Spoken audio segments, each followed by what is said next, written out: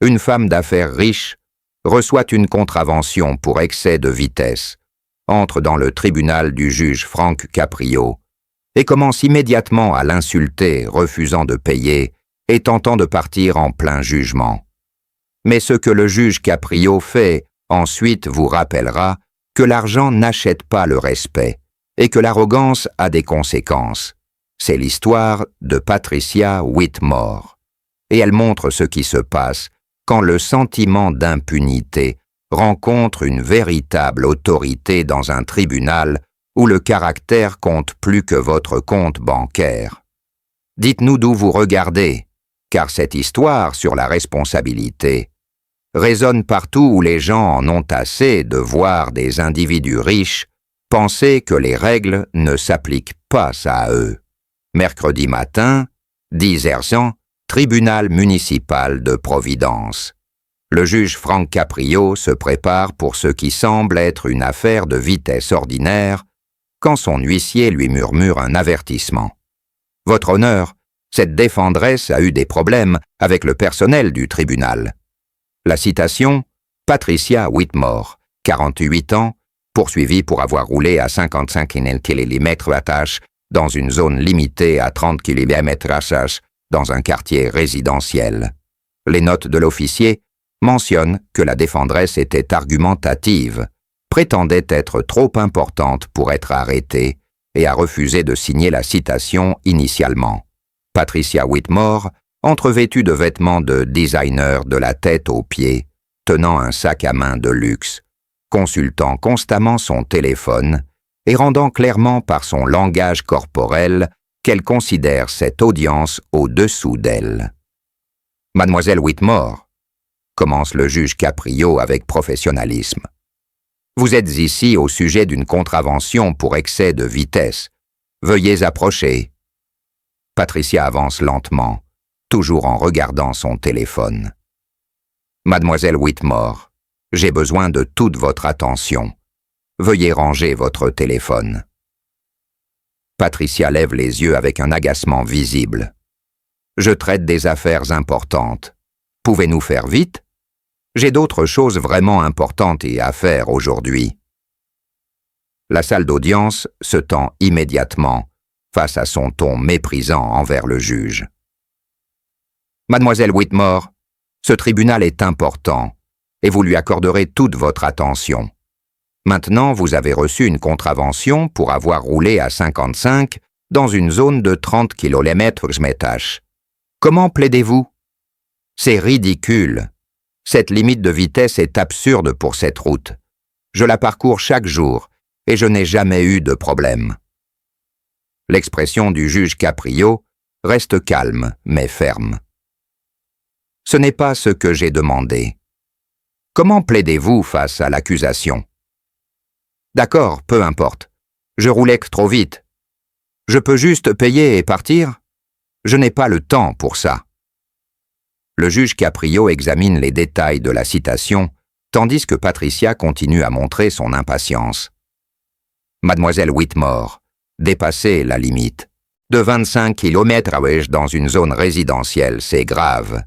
Il y a des enfants, des familles.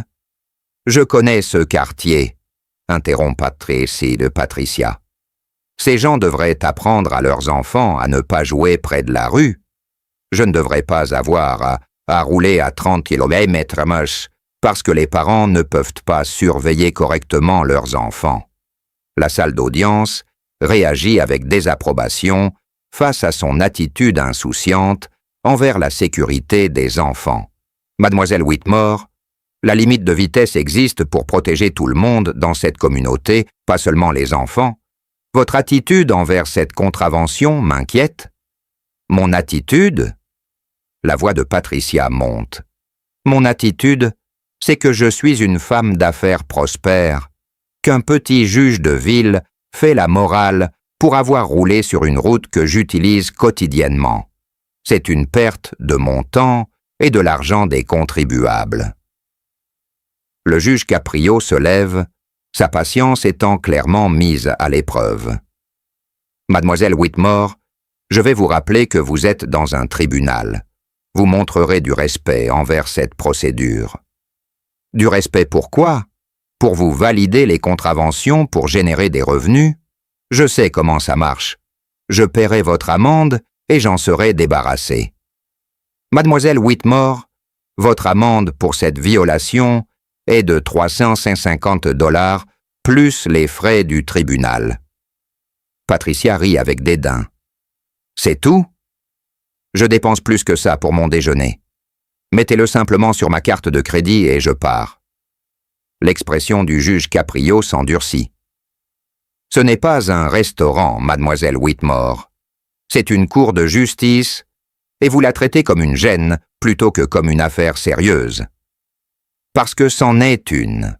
Vous me traitez comme une criminelle pour avoir roulé un peu vite sur une route vide. Le juge Caprio tente d'expliquer la gravité de sa violation, mais l'impunité de Patricia ne fait qu'intensifier. Mademoiselle Whitmore, je regarde votre dossier de conduite. Vous avez 3 contraventions pour excès de vitesse au cours des 2 dernières années. Et alors, les ai-je toutes payées? C'est comme ça que ça marche, non? Vous donnez des contraventions, je les paie, tout le monde est content. Non, mademoiselle Whitmore, ce n'est pas comme ça que ça marche. Chaque violation représente une conduite dangereuse qui pourrait faire du mal à autrui. Patricia roule des yeux visiblement. S'il vous plaît, je suis une excellente conductrice. Je conduis depuis 30 ans sans aucun accident. L'absence d'accident est heureuse, mais cela n'excuse pas les violations répétées. Écoutez, juge, dit Patricia, prononçant son titre avec un mépris évident. Je suis une personne occupée. Je gère 3 entreprises. J'emploie plus de 200 personnes et je contribue plus à la base fiscale de cette ville que la plupart des gens dans ce tribunal ne gagneront de leur vie. La galerie halète face à son arrogance flagrante et son irrespect. Mademoiselle Whitmore, votre statut financier n'a aucun rapport avec votre obligation de respecter les lois de la circulation. Vraiment, parce que d'où je me tiens, il semble que ce système entier existe pour presser des gens comme moi qui contribuent réellement à la société. La voix du juge Caprio devient sévère. Mademoiselle Whitmore, je vais vous demander encore une fois de montrer du respect envers ce tribunal. Et si je ne le fais pas, qu'allez-vous faire, juge? M'infliger une amende d'argent dont je me fiche. Vous ne pouvez pas m'intimider. Je ne suis pas un enfant effrayé ou une personne pauvre qui doit s'incliner devant vous. La salle d'audience est complètement silencieuse, choquée par le mépris ouvert de Patricia envers l'autorité judiciaire.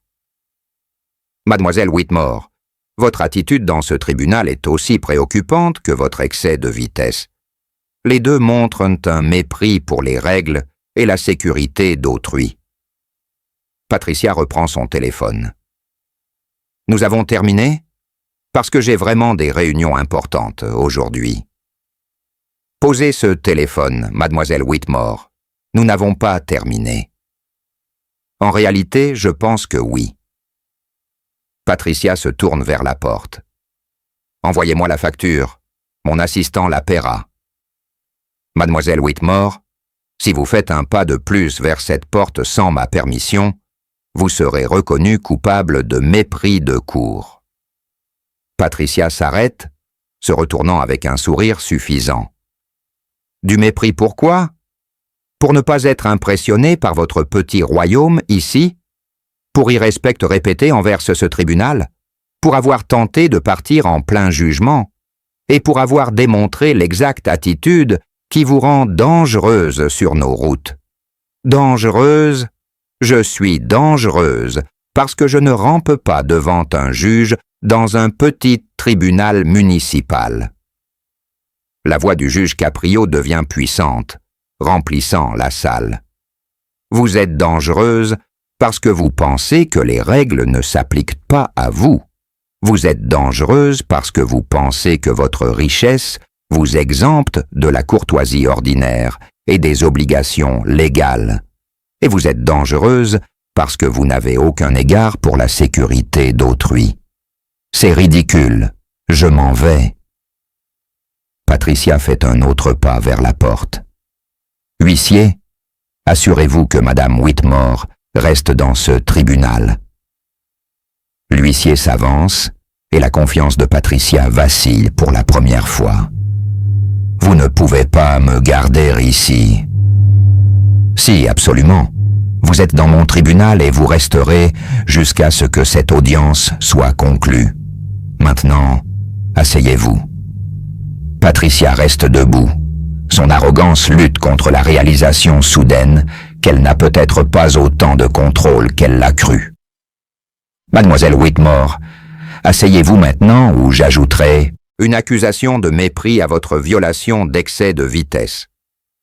Patricia retourne lentement à sa place, ne regardant plus son téléphone. Maintenant, parlons clairement de votre situation. Vous avez reçu une contravention pour excès de vitesse excessif dans une zone résidentielle. C'est votre 4e contravention pour excès de vitesse en 2 ans. Vous n'avez montré aucun remords, aucune compréhension de pourquoi c'est important, et vous avez régulièrement manqué de respect à ce tribunal. Je n'ai pas à me faire la morale par...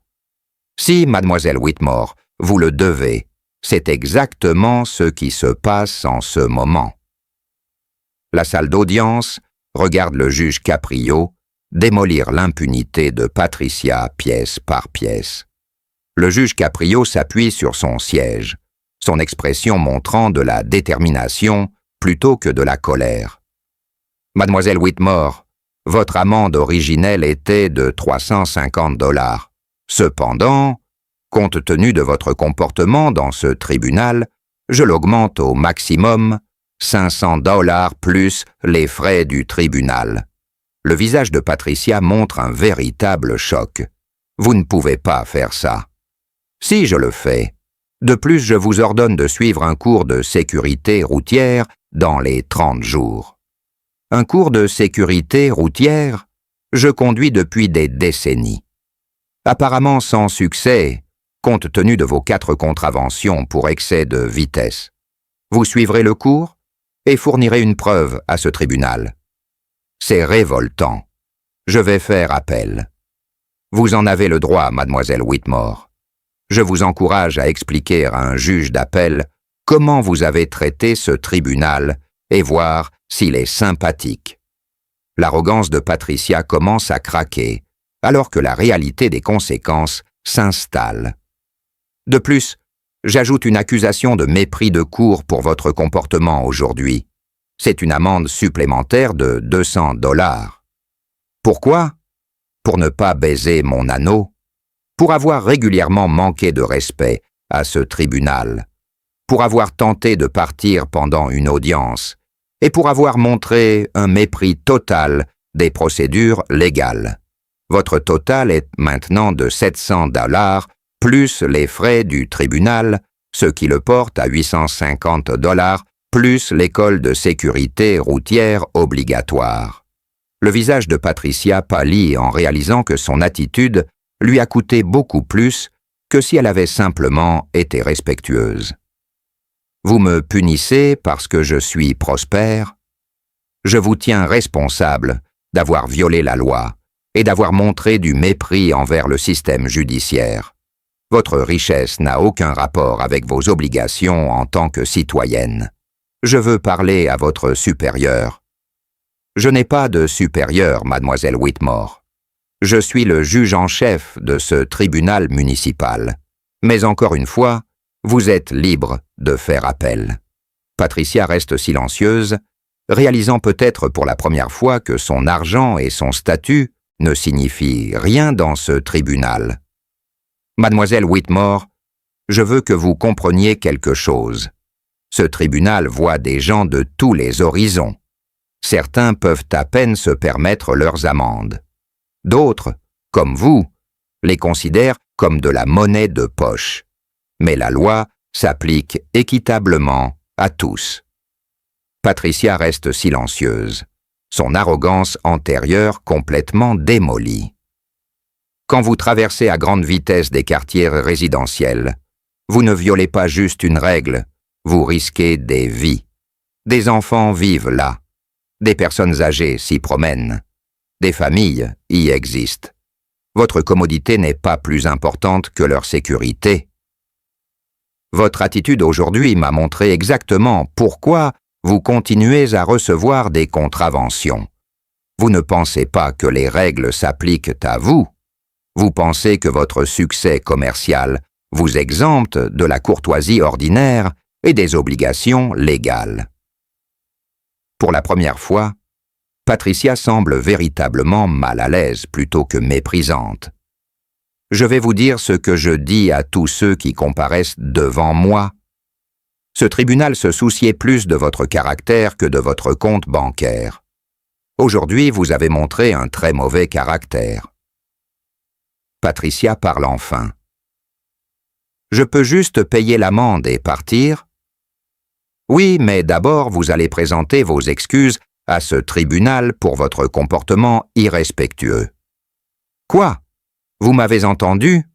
Vous allez présenter vos excuses pour votre irrespect, ou j'ajouterai une autre accusation de mépris. Patricia reste silencieuse, l'orgueil luttant contre le pragmatisme. Mademoiselle Whitmore, j'attends. Je m'excuse pour mon comportement devant le tribunal. Mademoiselle Whitmore, dites-le comme si vous le pensiez. Patricia prend une profonde inspiration.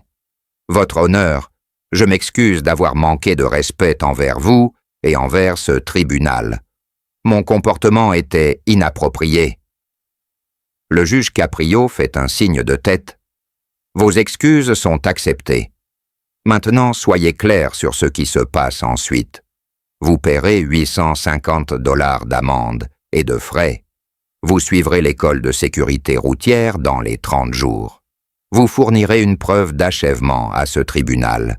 Si vous recevez une autre contravention pour excès de vitesse, au cours de la prochaine année, je réviserai personnellement votre affaire et je considérerai la suspension du permis. Patricia fait un signe de tête. Enfin, consciente de la gravité de sa situation. Et mademoiselle Whitmore, une dernière chose. La prochaine fois que vous roulerez dans ce quartier à 55 mm/h, je veux que vous vous souveniez de ce moment. Rappelez-vous que votre temps n'est pas plus important que la vie d'autres personnes. Oui, votre honneur. Vous êtes libéré. Le greffier traitera votre paiement. Alors que Patricia se dirige vers le bureau du greffier, elle se déplace différemment, moins avec arrogance, plus sobrement, peut-être en commençant à comprendre que le respect ne s'obtient pas par la richesse, mais s'acquiert par le caractère et le comportement. L'histoire de Patricia Whitmore nous rappelle que l'impunité et l'arrogance rencontreront toujours leur égal dans un tribunal équitable, que l'argent n'achète pas le respect et que la responsabilité s'applique à tous, peu importe à quel point ils pensent être prospères. Le juge Frank Caprio a encore prouvé qu'une véritable autorité n'a pas besoin d'être bruyante ou agressive. Elle doit simplement être ferme, juste et inébranlable face à l'irrespect. Voici la question pour nous tous. Quand nous réussissons, l'utilisons-nous pour exiger un traitement spécial ou nous souvenons-nous que la richesse et le statut ne nous exemptent pas de la décence élémentaire et des obligations légales? Patricia a appris que les tribunaux sont le grand égalisateur, où votre caractère compte infiniment plus que votre solde bancaire, et où les juges comme Frank Caprio garantissent que la justice est véritablement aveugle au statut financier. N'oubliez pas de vous abonner à la chaîne pour plus d'incroyables moments de cours où la justice est rendue et où le comportement irrespectueux reçoit exactement ce qu'il mérite.